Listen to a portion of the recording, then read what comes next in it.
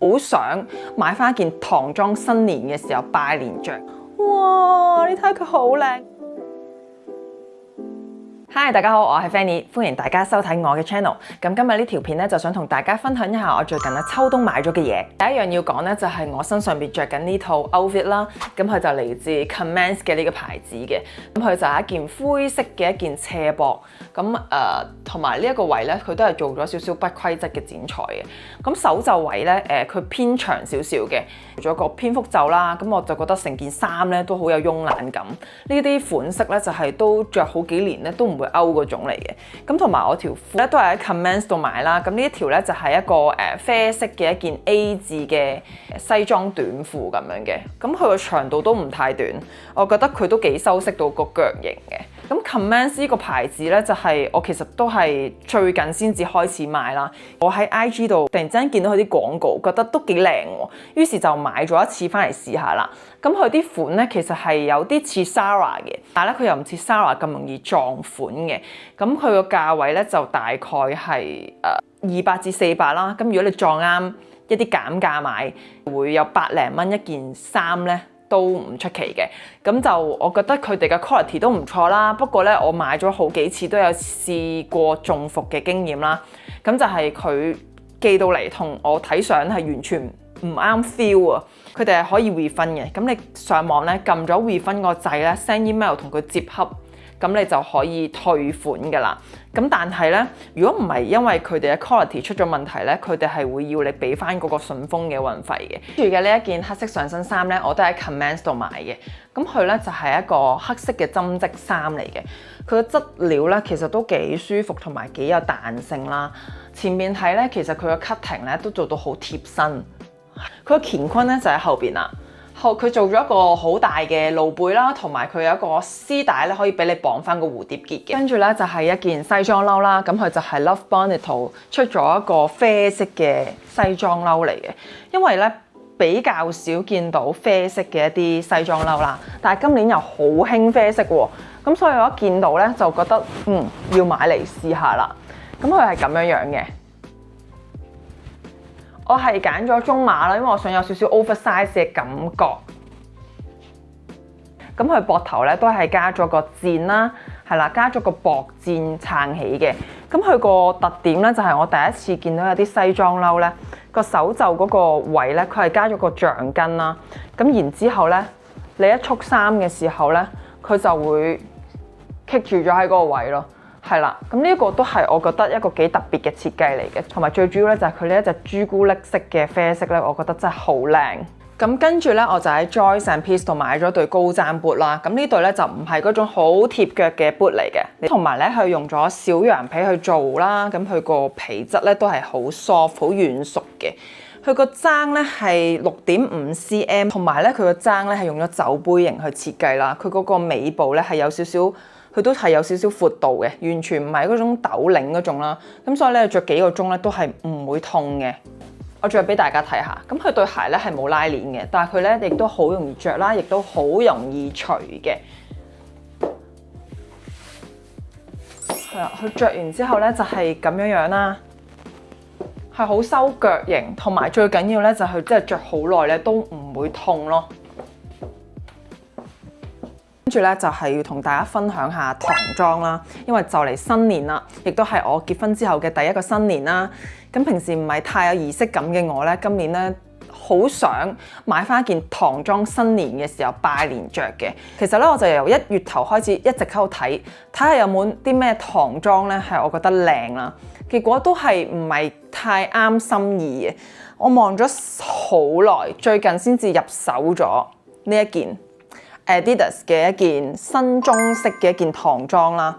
顧名思義，新中式咧，即係代表佢唔係一啲好傳統嘅一啲中式嘅一啲唐裝啦。係啦，我再俾大家睇下先。咁我買嘅呢件咧就係紅色嚟嘅。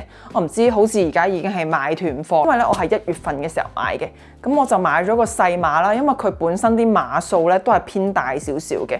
咁我就揀咗個紅色咧，就可以應下新年嘅氣氛啦。雖然係一個新中式啦，但係佢亦都係做咗傳統嘅一啲旗領啦。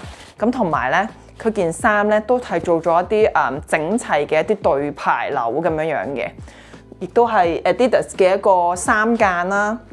咁講真咧，佢個冷衫嗰個質料咧唔算係好 soft 嘅，咁同埋咧佢比我想象中着上去咧係幾熱嘅，咁所以其實佢係可以頂到10幾度嘅溫度啦。咁我覺得係幾靚嘅着上去，同埋都相對地容易地襯衫咯。跟住咧另一件我就揀咗個啡色同埋米白色嘅呢一個組合啦。呢件咧我就揀咗大碼啦，咁大碼嘅感覺咧就好似再 fashion 同埋有一種慵懶啲嘅感覺嘅。咁下身咧其實就係好似我而家咁樣着牛仔裙或者牛仔褲啦，或者着一啲短裙短褲襯翻對 boot 咧都好好睇。跟住呢一款咧，其實我上一條片都有着過噶啦，咁就係 Love Bonito 嘅都係一個唐裝啦。咁佢係薄身少少嘅。咁着咗上去之後咧，其實就係咁樣啦。咁佢啲紐扣其實係有啲難扣，因為佢個扣嗰個位咧係好細嘅。咁我大概就扣一粒俾大家望下。你着到上身之後咧，你會覺得個人嘅氣色係好睇咗啦，同埋咧佢係有一種溫柔同埋有少少乖乖女嘅感覺嘅。呢件衫咧，我覺得都係幾好睇嘅，同埋佢可以入邊咁樣着啦，再加多件外套着咧，玩下啲 layering 咧都係幾好睇嘅。前排連卡佛減價咧，我就入手咗呢個袋，佢係韓國牌子 Louis Vuitton 嘅一個長條型嘅一個袋啦。咁其實佢嘅成個間隔咧係非常之實用。佢兩邊咧都係有一個咁大嘅位俾你裝嘢啦，咁中間咧就係入邊咩都冇嘅，有個內袋啦，可以裝到好多嘢，同埋佢個款咧係一啲好 casual， 基本上你着咩都容易襯到啦。如果你覺得佢本身就咁好單調嘅話咧，好似我咁掛少少嘢喺度咧，都非常之好睇嘅。咁咧佢就係用植物皮革嚟做嘅一個袋啦，咁所以咧如果你用得耐咗咧，你係會見到佢嗰啲皮紋嘅。咁但係我又覺得還好啦，因為反正都係粗用嘅。跟住呢個咧就我結婚嘅時候專登買嘅一個婚鞋啦，就係 Bella Bell 嘅。咁佢係一個美國嘅牌子啦，咁所以咧你只可以 online 度買嘅。嗰陣時係完全係只可以睇網上嘅圖片啦，係冇實體鋪啦，所以咧都真係硬着頭皮試一試啦。結果到貨嘅時候咧，我覺得係驚為天人咁靚啦！你睇下，哇！你睇下佢好靚啊，啲 lace 做到。咁咧呢對鞋咧，你見佢啲做工咧係真係相當之唔錯啦，啲 lace 咧都係好靚嘅。佢踭咧係一個粗踭加少少捲面啦，然之後後邊咧都係做咗個蝴蝶結嘅。咁啊，成個感覺咧就係好夢幻啦！一對鞋咧，其實我就係諗住買嚟一物二用嘅，我就諗住攞嚟 pre-wedding 嘅時候着啦，因為我 pre-wedding 嗰條裙咧就咁啱咧，就有啲紗咧係同呢一個蝴蝶結咧係一樣嘅，咁我就諗住買嚟咧 match 翻我條裙啦。嗰條裙係短裙嚟嘅，就所以一定會見到對鞋啦。揀粗踭嘅原因係因為我要喺 Big Day 當日咧企好多個鐘啦，而我嘅情緒咧係會因為我攰唔攰咧有所影響嘅，咁所以我一定咧就要揀對好舒服嘅高踭鞋。至於揀婚鞋咧，我自己係有少少經驗想分享嘅。如果你係淨係想買一對鞋係 for Big Day 用咧，我覺得嗰個必要性真係唔大嘅。即係學好多人話齋，條裙係真係 cover 到你隻腳，你係唔會點樣見到腳趾啦。咁所以你嗰日如果要買一對好貴嘅鞋咧，基本上佢個能見度係唔高㗎。但係如果你話想買一對鞋，pre-wedding 都着到，其實 pre-wedding 相對咧就會見到你對鞋啦，因為攝影師咧有啲 pose 咧都係可能會叫你揦高啊、跑啊，或者係會影下你隻腳啊，咁就會要一對相對靚少少嘅一對高踭鞋啦。咁我都認同女仔咧係喺着婚紗嘅時候咧，雖然睇唔到隻腳，但係最好都着翻對舒服嘅高踭鞋，因為你個身體嘅姿態咧係會唔一樣嘅，着咗高踭鞋之後。咁所以咧，我自己覺得如果要揀一對鞋係着一次嘅話咧，最好咧都唔好買太貴。今日嘅秋冬購物分享咧就差唔多啦。如果你都有俾我買嘅嘢燒到咧，歡迎喺下邊留言嘅心心話俾我知。記住 CSL，我哋下條片見，拜拜。